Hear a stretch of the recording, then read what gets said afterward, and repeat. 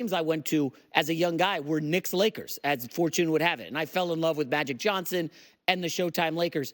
And a lot has been written about the Lakers in the last 24 hours. They get one of the steals in the draft in Dalton Knecht. Now, Colin likes to make fun of me, okay, for watching and gambling on college basketball all season. He's like, Jay, what are you doing? I love me some college hoops. And I'll tell you right now, Dalton Knecht was one of the best stories in college basketball last season.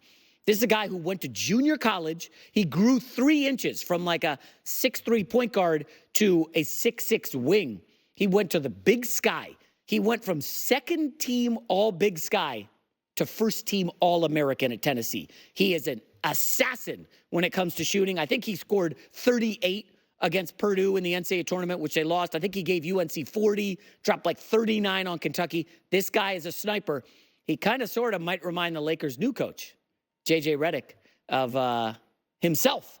Here's Rob Pelinka of the Lakers talking about drafting Dalton Knecht. We would have never imagined a player as skilled and sort of perfect for our needs would be there for us as Dalton Knecht. We had him, as a top 10 player unanimously across our scouting boards.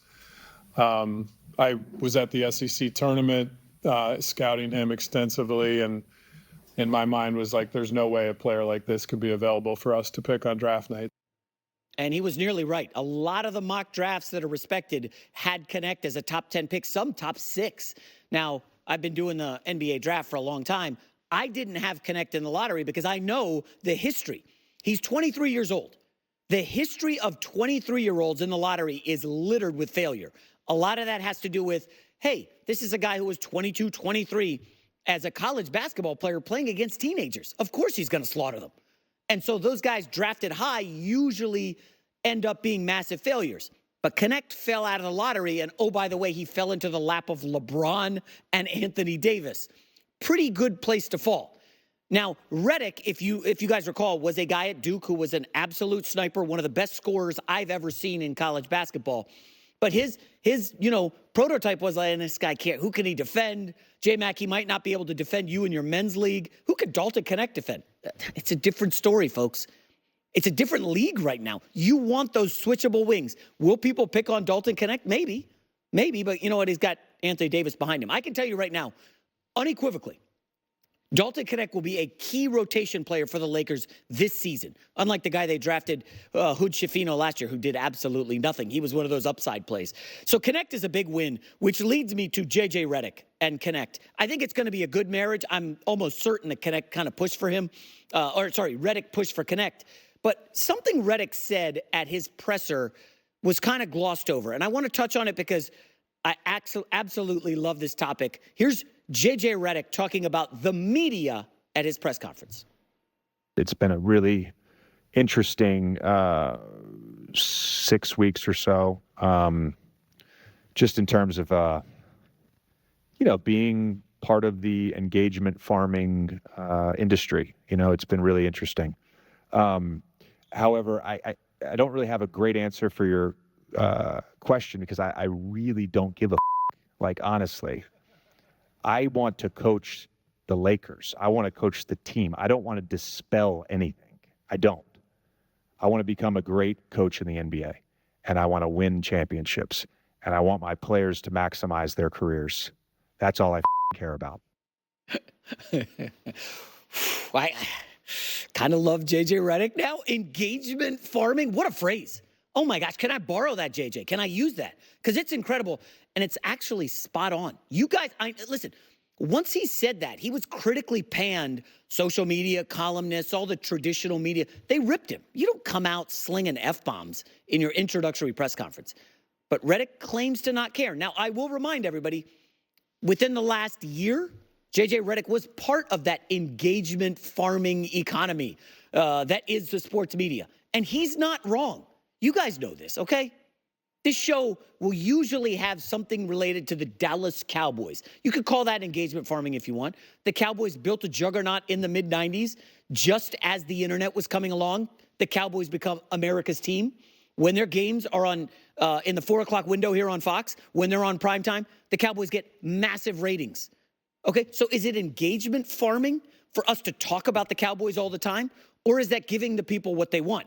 Now, the other side of the equation is, hey, Jason, do you give your kids what they want for dinner every night? Or do you give them what they need, which is probably a glass of milk and some vegetables? Now, I think it's a happy medium between both. But I don't disagree with what Reddick said. And he's not wrong about the engagement farming economy. It's a fascinating discussion, but here's what he misses.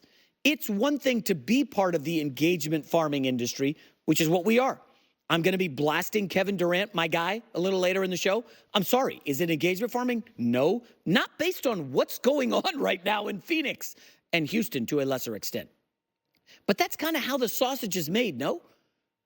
Everybody is interested in someone, be it Caitlin Clark, Victor Wembanyama, LeBron, and you're not engagement farming. You're talking about what people are interested in. There are people in an airport right now, because I get texts about it all the time. Jason, saw you on TV at an airport. They're walking by a TV, and they're going to see that bug on the screen, and they're going to see J.J. Redick, F-bombs, engagement. Whoa, do I need to stop and pay attention to this? Like, that's how it works. So Redick can make fun of all of us engagement farmers, but that's the reality. Listen, I'm not going to come out here and start talking about the Utah Jazz. I watched the NBA draft last night. Folks, for some reason, they spent like 4 minutes talking about the Utah Jazz picks after the lottery. I'm like, what do we do? What are we talking about? These guys aren't going to play. Nobody cares about them. It's like, oh, you're not talking about something that's going to get my engagement? Well, I'm going over to the internet and see what they're saying. So we are in an engagement farming industry. And Redick, I'm just warning you. It's one thing to jump on a podcast and take shots and rip people. It's another to go through a game, collapse and choke at the end of it, then have to meet the media.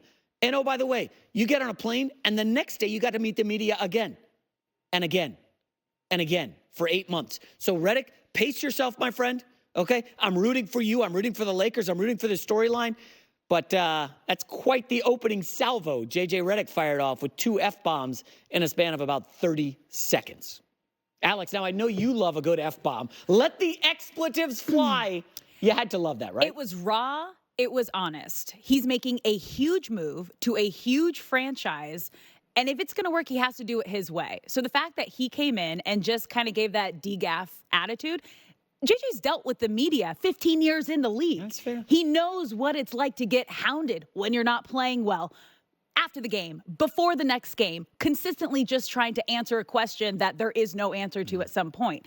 So I loved this for JJ because it felt, just watching his body language and watching him throughout that presser, he felt so confident and comfortable. And I felt confident and comfortable watching him just explain what he wanted for this team. Because at the end of the day, the whole point of that statement was, I don't care what you guys think. All I care about is being a great coach for the Lakers. Yeah. And that's all we care about, too. Yeah, it's a good outlook to have. Very excited season ahead for the Lakers. Now, coming up, we have a little bit of negative stuff happening in Miami with Tua. Now, I am a Jets fan. We won't talk about the Jets today. I promise. I just did, actually. It's not going well for Tua with the contract negotiation. We'll talk about that next here on The Herd. You've put it off long enough. It's time to replace